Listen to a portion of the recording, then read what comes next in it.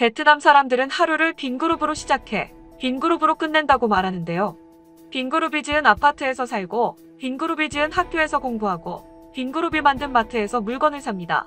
그만큼 빈그룹이 베트남에 끼치는 영향력은 막강합니다. 빈그룹을 베트남의 삼성이라고 하는 사람들도 있습니다. 이 같은 수식어는 빈그룹의 성장 과정이 삼성과 비슷하기 때문입니다. 빈그룹은 삼성그룹과 여러 면에서 닮았는데요. 빈그룹은 국영기업을 제외하면 실질적으로 1위로 베트남 최대 민간기업입니다. 한국의 주식시장 시가총액 30%를 차지하는 삼성전자와 마찬가지로 베트남 주식시장 시가총액의 약 23%를 빈그룹이 차지하고 있습니다. 포브스는 지난해 보험 회장의 재산을 82억 5천만 달러로 추정하며 그를 세계 200대 부호 순위 195위에 올렸습니다. 빈그룹의 모태는 테크노컴으로 원래 인스턴트 라면을 팔았습니다. 창업자인 현 빈그룹의 팜렵보험 회장이 1993년 우크라이나에서 설립한 테크노컴은 2000년 초 우크라이나 100대 기업에 오를 정도로 성장하는데요. 2010년 세계적 식품기업인 네슬레 1억 5천만 달러, 하나 1770억 원에 매각됩니다. 팜렵보험 회장은 베트남으로 돌아와 빈펄과 빈컴이라는 브랜드를 통해 관광 및 부동산 시장에 본격 뛰어들게 됩니다. 여기까지만 봐도 삼성과 비슷하다고 할 수 있는데요. 삼성 이병철 회장은 일본에서 유학 중 큰 사업가의 꿈을 품고 귀국합니다.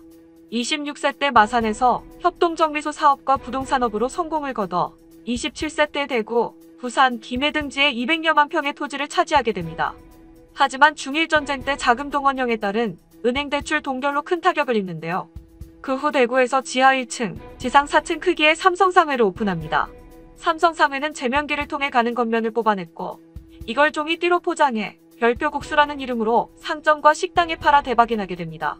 당시 삼성상회 앞에는 국수를 선점하려는 소도매상인들이 몰고 온 1륜차, 짐 자전거로 북적댔다고 합니다. 두 그룹 창업자는 모두 유학파입니다. 이병철 회장은 일본 와세다대에서 수학하며 국제 감각을 키웠습니다. 팜렵보험 회장은 구소련에서 공부했는데요. 수학을 잘했던 팜렵보험 회장은 소련 국비 장학생으로 선발돼 모스크바 지질탐사대에서 학문을 닦았습니다. 삼성은 1995년 호치민에 판매법인을 시작으로 2008년에 휴대폰을 본격 생산하는데요. 2012년에 본격적으로 사업을 시작한 빈그룹을 가장 확실하게 자극하고 빈그룹이 그리는 미래에 가장 큰 영감을 준 회사가 바로 한국의 삼성일 것입니다. 빈그룹의 공격적인 사업 확장 전략 역시 삼성과 비슷한 모양새입니다. 삼성은 제1제당, 제1모직 등 경공업 분야에서 자본을 축적한 뒤 유통, 전자, 화학, 건설 등으로 사업 영역을 넓혔습니다. 이후 삼성은 제조업의 역량을 총동원했고 전 세계 메모리 반도체의 절반 가까이 공급하는 글로벌 대기업이 되었습니다.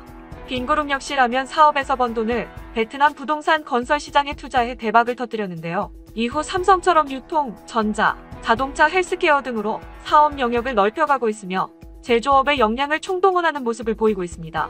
해외 기업과 제휴해 세계 시장에 진출하는 방식도 닮았습니다. 삼성그룹은 일본 산요와 제휴해 삼성전자를 세계적인 기업으로 키웠는데요. 빈그룹 역시 해외 기업과 제휴해 세계에 진출을 시작했습니다. 빈스마트는 빈그룹의 자회사로 스페인 스마트폰 제조기업인 BQ와 제휴하고 2018년 10월부터 스마트폰 생산을 시작했습니다.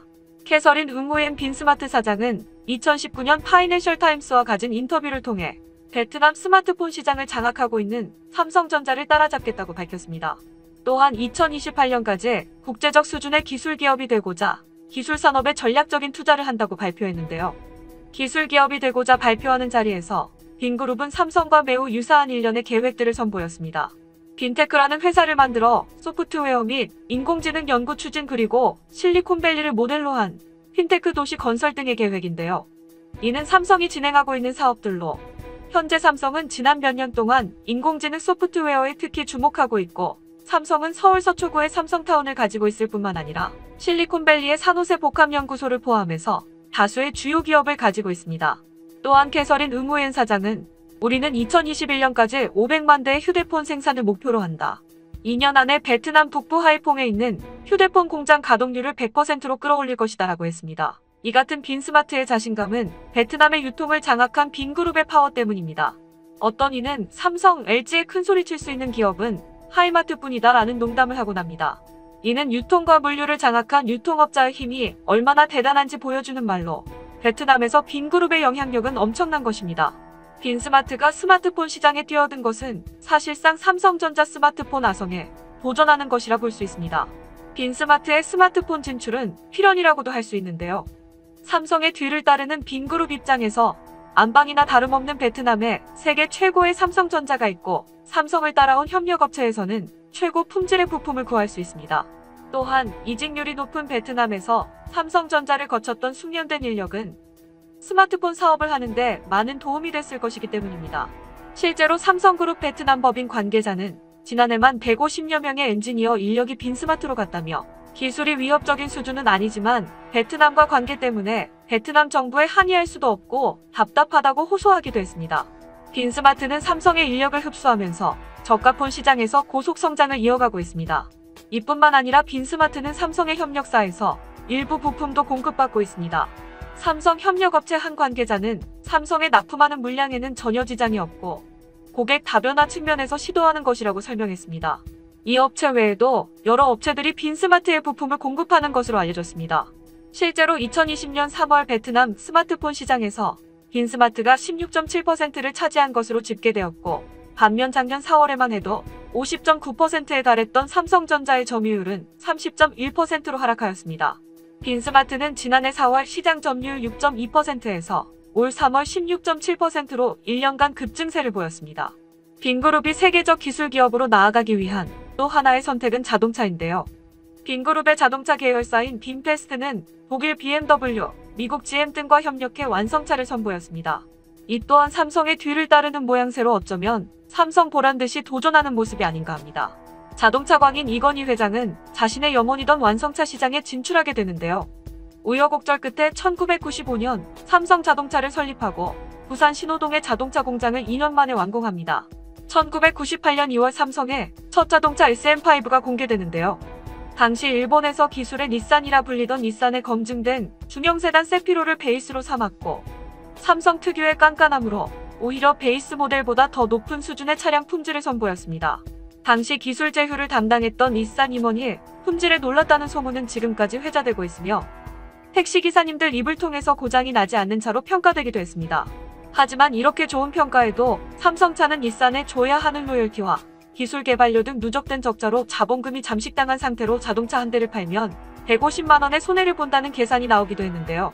이 같은 적자에 당시 이건희 회장은 자동차 사업에서 이익을 볼 생각은 하지 않았다. 향후 10조를 투자할 계획이다라며 자동차 산업은 10년, 20년 후에도 삼성이 먹고 살 사업이라는 판단이었다. 앞으로 5, 6년 동안 자동차에 10조를 투자해도 이익은 나지 않을 것이다라고 했습니다. 당시 삼성은 충분한 자금력이 있었습니다. 하지만 IMF가 터지고 삼성도 온전하지는 못했던 거죠. 구조조정의 바람에 삼성도 결국 삼성자동차를 포기합니다. 당시 삼성은 지금 빈그룹보다 더 큰 규모였던 걸 감안한다면 자동차 산업 진입이 얼마나 어렵고 많은 자본이 들어가는지 알게 되는 대목입니다. 빈그룹은 2017년 9월 완성차 제조업체인 빈페스트를 설립했습니다. 2018년 10월에 열린 파리 모터쇼에서 세단과 SUV 모델 차량을 선보이며 기대를 모았던 빈페스트는 이듬해 6월 15억 달러를 들여 조립 공장을 완공하고 양산차 파디를 인도했습니다. 이후 빈페스트는 룩스 S2.0과 룩스 SA2.0을 차례로 인도하며 본격적인 베트남표 자동차 시대의 막을 열었습니다. 시작은 뜨거웠는데요. 사전 주문만 1만 대가 넘었다는 소식과 첫 해에 25만 대의 차량을 판매한다는 계획을 내세웠지만 도로에서 빈페스트 차량을 보기란 한국에서 롤스로이스 보기보다 어려웠다고 합니다. 또한 큰 사고에도 에어백이 펼쳐지지 않았다. 원인보를 고장이 잦고 서비스에도 문제가 있다는 지적과 함께 한 소비자는 수리비로 무려 2,500만 원을 청구받았다며 불만을 제기했습니다. VN 익스프레스 등 베트남 현지 매체에 따르면 빈페스트는 최근 하노이 증권거래소에 2019년 세후 순이익에서 5조 7천억 동, 약 2,850억 원 이상 적자를 냈다고 밝혔습니다. 빈페스트는 판매 초기 막대한 프로모션으로 인해 판매할 때마다 세단형인 룩스 A2.0 차량에서 3억 동, SUV 차량인 룩스 SA2.0에서 1억 7,600만 동, 경차 파딜에서 1억 700만 동의 손실을 입었습니다. 즉 팔면 팔수록 손해를 보는 셈입니다. 이에 신용평가사 S&P는 빈그룹의 투자 전망을 안정적에서 부정적으로 하향 조정했습니다. 또한 피치는 지난 7월부터 빈그룹에 대해 신용평가를 하지 않겠다고 밝혔는데요. 빈그룹이 피치가 요구한 객관적 재무자료 제출을 거부했기 때문입니다. 전문가들은 빈그룹의 재무 상태를 의심하고 있습니다. 실제 하노이 투자 시장에는 빈그룹이 자동차 사업으로 돈이 돌지 않는다는 소문이 돌며 기본 설비부터 생산까지 막대한 자금이 투입되는 자동차 산업에 너무 준비 없이 뛰어들었다는 평가가 지배적입니다. 또한 빈페스트는 모든 부품을 수입하는데요. 자국의 부품으로 만들어지는 것이 거의 없습니다. 그나마 타이어나 와이퍼 정도를 현지화하려고 시도하는 수준입니다. 또한 자동차 산업은 코로나19 직격탄을 맞고 있습니다. 빈페스트 역시 큰 영향을 받을 것으로 예상되고 있습니다. 현재 빈페스트는 국내외 상황이 모두 최악으로 치닫고 있는 셈입니다. 만약 이 프로젝트가 실패하고 빈그룹에 큰 위기가 닥쳐온다면 베트남 전체 경제도 큰 어려움에 처할 것입니다. 시청해주셔서 감사합니다. 구독과 좋아요, 알림 설정은 영상 제작에 많은 도움이 됩니다.